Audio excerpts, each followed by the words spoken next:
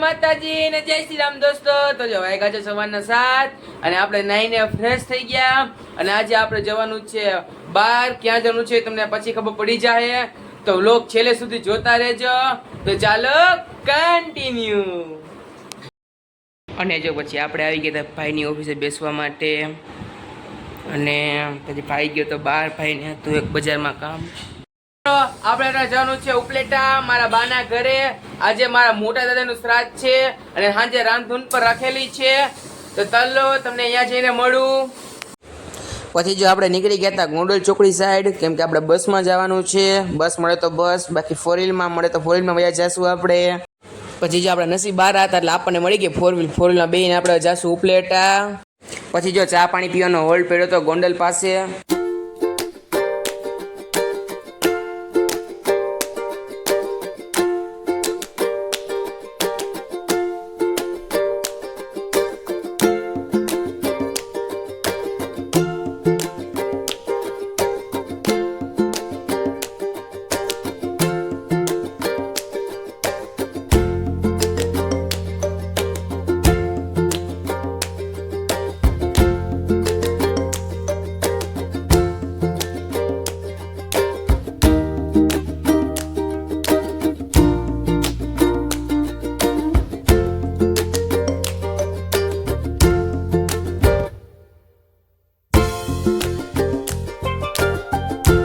અને પછી જ આપણે જતા હતા ઘરે હાલીને, કેમ કે ભાઈને પણ ગામમાં આવવાનું હતું એટલે ભાઈ આપણને ઘર લગન મૂકી ગયા હતા। થોડુંક જ ઘર આગું હતું, પછી હાલીને વયો ગયો। પછી જો ઘરે પૂગીને આપણે કરી લીધા રાંદલ માતાજીના દર્શન। અમારા ઘરે રાંદલમાનો મઠ છે, તમે પણ દર્શન કરી લ્યો। પછી જો આપણે ઘરે પૂગીને આપણે પી લીધી હતી લેમન સોડા। કોને કોને ભાવે જરા કોમેન્ટ કરી દેજો। અને જો પછી મારો ભાઈ આવી ગયો તો એ રમતો હતો, એ વંશ જો આમું જોયું હો। અને જો પછી સાંજે હોસ્ટેલથી મારો ભાઈ આવી ગયો, પછી અમે બે ભાઈઓ નીકળ્યા હતા બજારમાં, કામ હતું ત્યાં આટો મારવા માટે।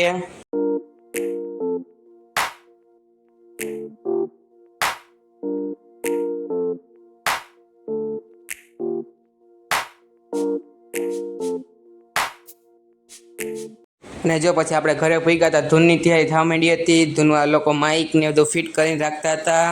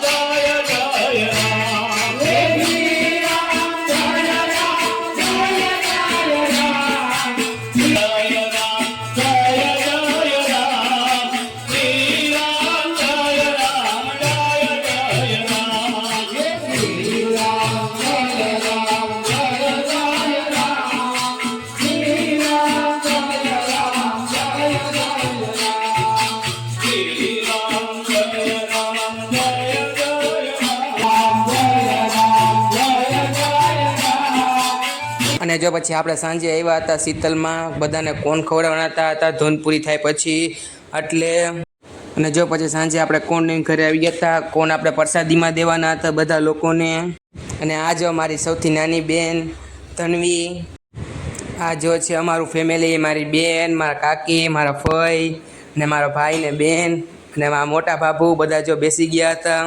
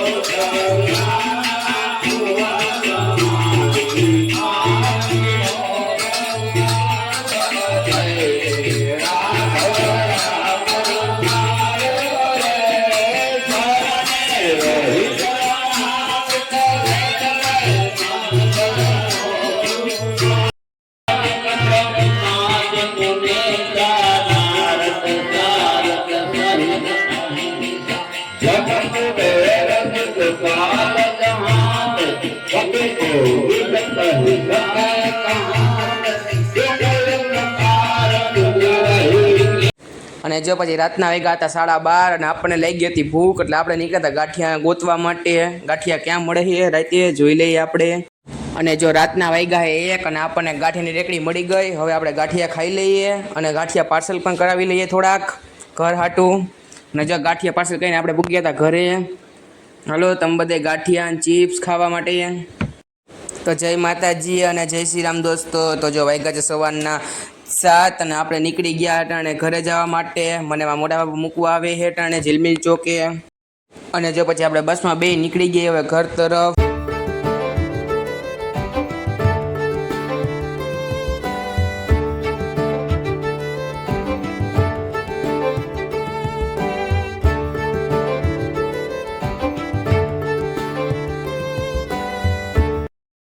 આપણે પૂગી ગયા છે ત્યાં ઘરે.